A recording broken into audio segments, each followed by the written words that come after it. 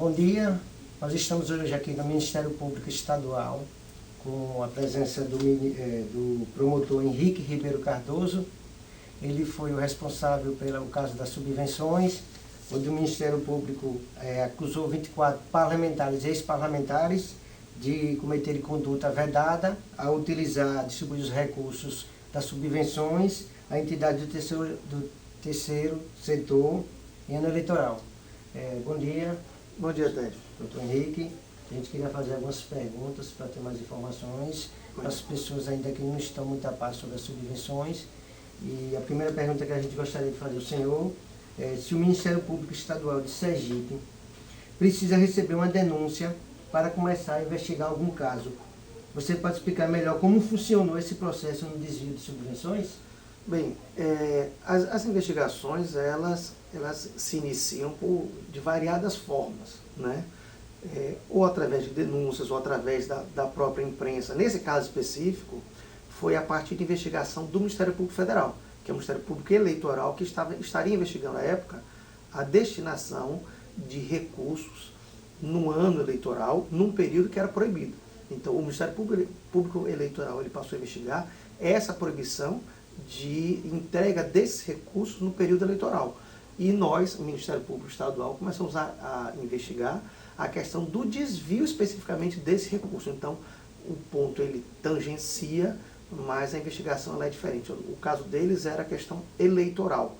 O nosso caso é a questão criminal. O jornal Se Informe, ele, em sua edição, ele publicou a denúncia referente a subvenções e a gente gostaria de saber se o Ministério Público Estadual do Sergipe sempre aceita denúncias vindas através de reportagens jornalísticas também. O Ministério Público ele tem uma parceria sempre, né? O Ministério Público Nacional sempre teve uma parceria muito grande com a imprensa, né? O Ministério Público ele passa as informações acerca dos fatos que acontecem e também recebe da imprensa um conjunto de informações. Nesse caso específico, a nossa atuação não foi provocada por qualquer órgão de imprensa. Nesse caso específico, nós recebemos uma documentação do Ministério Público Federal e foi a base da nossa investigação, e de lá nós requisitamos alguns inquéritos policiais. Foi feito dessa forma, através da Promotoria do Patrimônio Público daqui de Aracaju. Houve alguma dificuldade assim por parte dos deputados acusados em fornecer documentações e informações sobre as subvenções que eles haviam recebido? Num primeiro momento, sim, mas depois que se percebeu que tanto o Ministério Público Eleitoral como o Ministério Público Estadual estaria avançando nas investigações, eles passaram a entregar em grande parte esses documentos sem qualquer problema. Teve o caso da delação. O ex-deputado Mundinho da Comase, em delação premiada, ele acusou algumas pessoas. Essa delação premiada do deputado Mundinho da Comase, o ex-deputado, que na época ele não tinha se reeleito, se isso contribuiu à investigação do Ministério Público? Nós tivemos um conjunto de tratativas acerca de colaborações, né? Colaborações premiadas, que se chama de delação premiada, né? Mas o termo técnico é colaboração. Nós tivemos um conjunto de tratativas neste sentido. Algumas se confirmaram, outras não se confirmaram, mas essas colaborações elas são essenciais. Por quê? Porque elas permitem que no decorrer da investigação você compreenda qual era a dinâmica daquela organização criminosa. Especificamente em relação a Mundinho da Comase, eu não posso me aprofundar, porque esse assunto já está em juízo e não posso prejudicar o andamento do processo.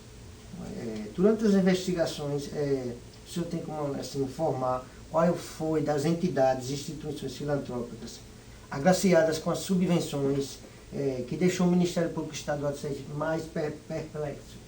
Na verdade, foram diversas. O grande problema que se tinha é que os valores eram muito altos para algumas associações ou ONGs, né, que não existiam. Você tem diversas associações que sequer existiam, porque onde você verificava era um terreno baldio, né, ou algumas em que você tinha o funcionamento, mas que não condizia com o valor que teria sido encaminhado pelo deputado. Então, em realidade, não há especificamente um ou dois, há um conjunto de situações e que estão sendo investigadas. Nós ainda não encerramos as investigações. Procede a informação que muitas entidades pertenciam aos próprios deputados que requisitavam as subvenções? Algumas sim, algumas associações eram vinculadas a alguns deputados ou a familiares dos deputados.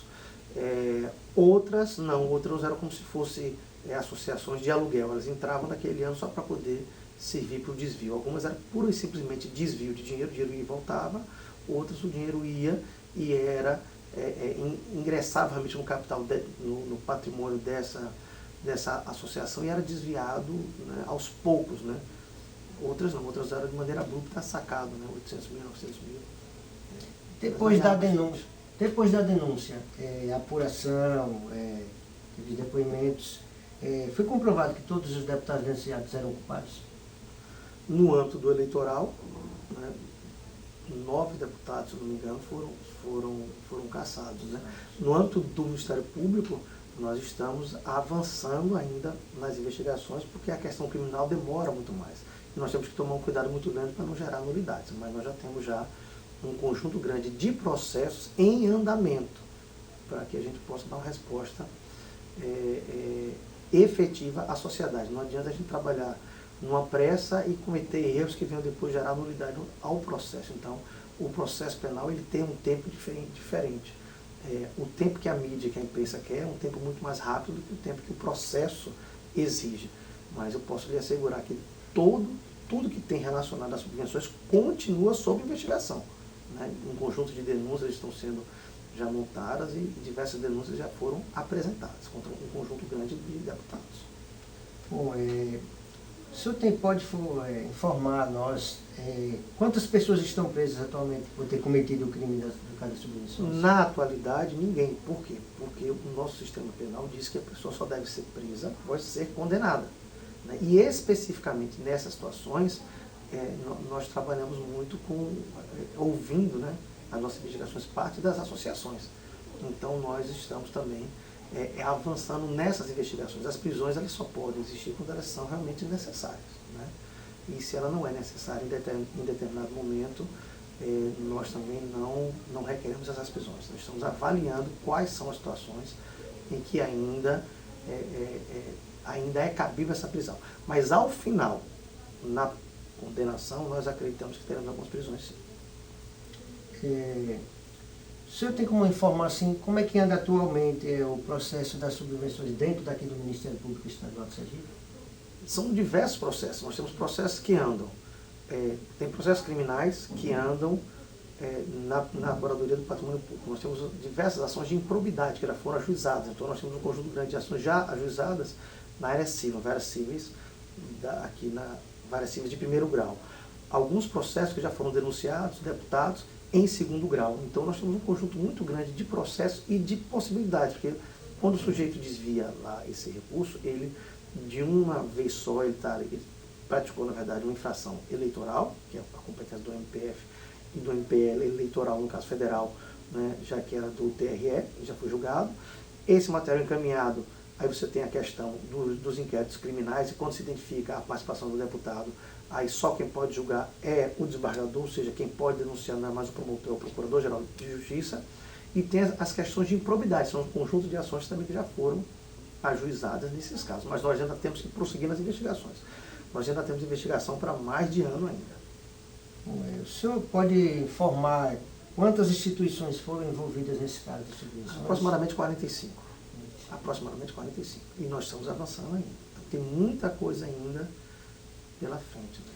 Depois desse caso das subvenções, o senhor sabe informar assim, como é que ficará a questão das subvenções lá na Assembleia Legislativa?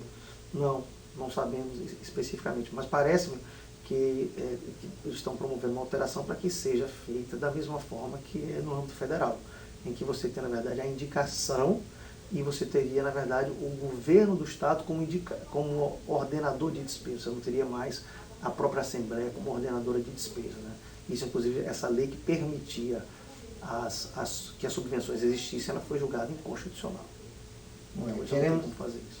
Queremos agradecer ao doutor Henrique Ribeiro Cardoso ter prestado essa entrevista a nós jornalistas, futuros jornalistas, estudante do curso de jornalismo da Universidade Tiradentes, o senhor ter dado essa contribuição para a nossa formação acadêmica e está sempre a par de fornecer informações sobre o caso das subvenções. É um prazer participar. Eu também sou professor também da da UNIT, né? Já comecei a lecionar lá em 2002, imagina quanto tempo tem, né? E dizer que a obrigação do promotor de justiça é informar.